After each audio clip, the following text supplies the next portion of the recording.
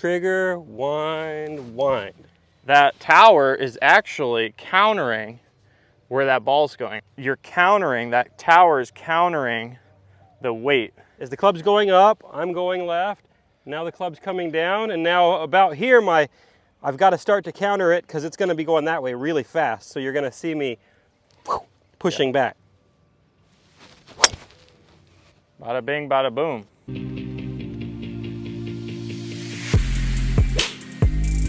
Hey guys, welcome out to Superstition Mountain. Today we're going to talk about how we can counter our driver to demolish the drives.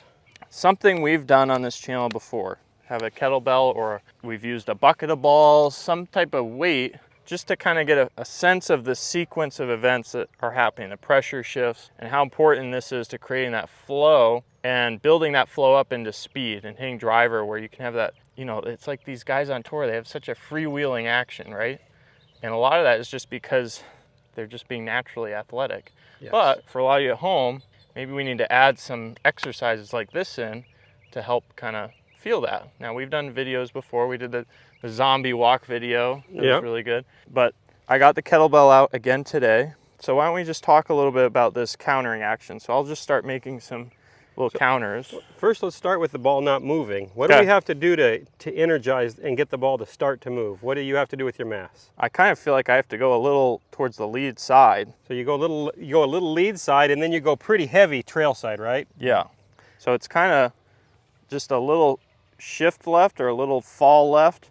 And then as I'm doing that, I actually feel like my right heel is coming off the ground slightly. So if I do it face on, you can see that right heel. And we actually see that. I just posted a video on Instagram with Dustin Johnson. Doing just that. Doing a heel tap, and that was his trigger to get going in the backswing. We see this with a lot of great players. So it's boom. And it's not like all the pressure is going right into that heel. It's really still more middle of the foot, but... That's just showing that there's a little bit of force going left and then back to the right. Yeah. So that kind of gets me going. That gets it swinging to the right. Whoosh. Now, as this kettlebell is going up this backswing side, you have to start to counteract the weight because it wants to pull you. Yeah, I don't... If you keep going to the right, you go to the right, right? Right. So you're going to have to counter it and start to shift pressure back to the forward side. So even on these little short swings, you can see that. So I'm just going to do a few and then I'll slow it down so you can see it at home.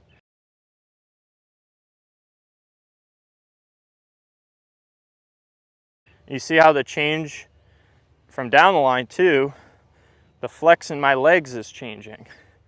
So at first, in the backswing, my right leg is losing a little flex. A little flex. Not straightening, not locking out, but losing a little flex.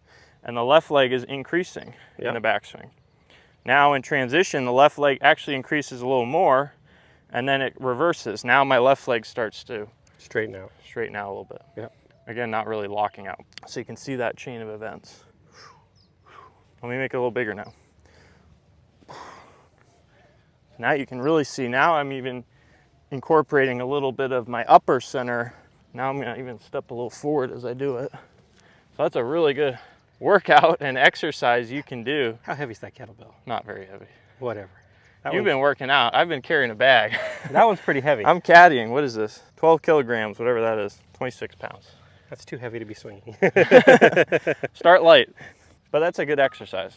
And I'll link the zombie walk video to do that. Now, if you gave me a driver, I could do the same thing. It's going to feel like nothing, but I can kind of start it out at the target. So there's my little left, the right heel raising. And now I can swing it back the other way. So now I'm starting to oppose it a little bit.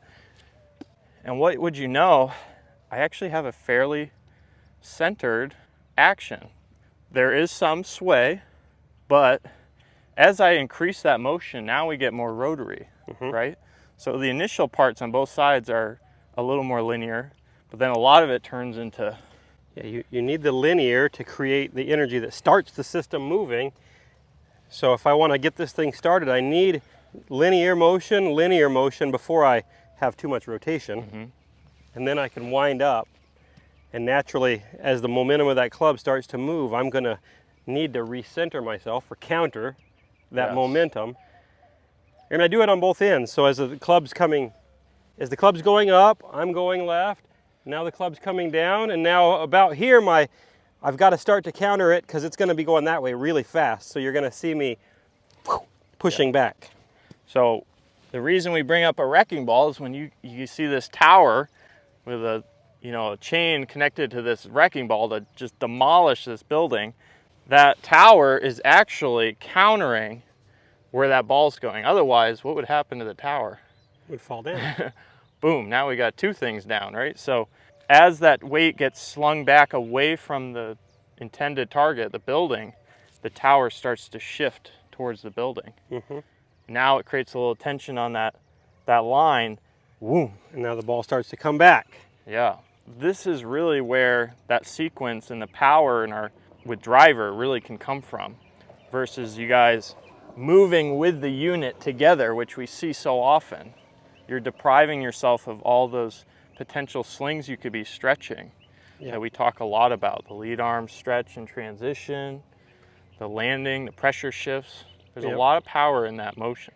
For sure, and it gives you some mechanical advantages as well. So you get to use physics to create energy versus just your strength. But why don't we do a little bit of kind of a kettlebell swing with the driver and warm up to a couple drives? How about that? Okay, love it. Yeah, so I'm going to start off with just some little kind of small ones, but really feeling a trigger, wind, wind. So trigger, shift, wind, shift, unwind. All right, let's get one of those face on too. Okay.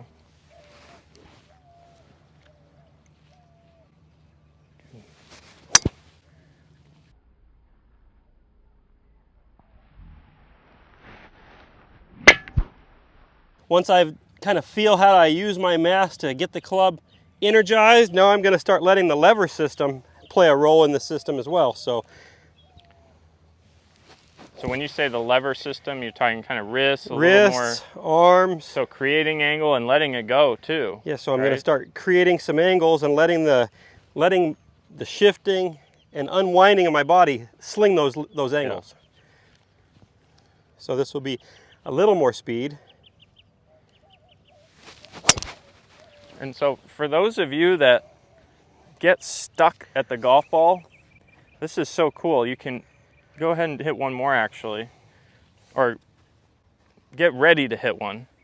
And just watch how Milo starts rocking. He starts shuffling. There's a dance to this.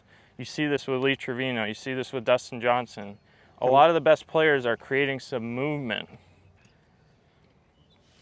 So you see how that movement creates that free-flowing, freewheeling sequence that we see amongst the long hitters. Yep. You know, I really think of Kyle Berkshire, so I'll post a video of him, and man, he's almost creating like a stomping pattern. Yeah, he does.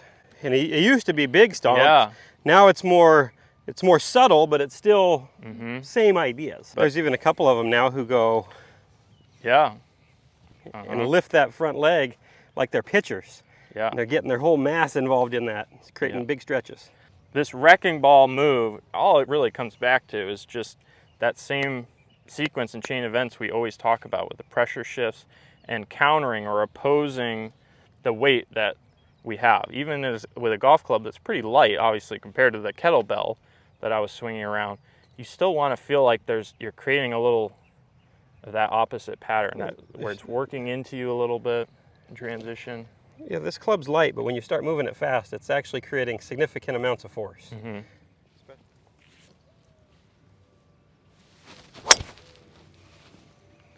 Bada bing, bada boom. All right, everyone, so thanks for watching. Make sure you get countering in your golf swing, especially with driver. Let's get moving that thing with good sequence, good pressure shifts. Oppose the weight, right? Oppose the mass. And then for one-on-one help, make sure you guys come over to milolinesgolf.com where we can help you one-on-one with your games. Please hit like and subscribe, leave us a comment. Let us know what videos we can provide in the future. Thanks for watching.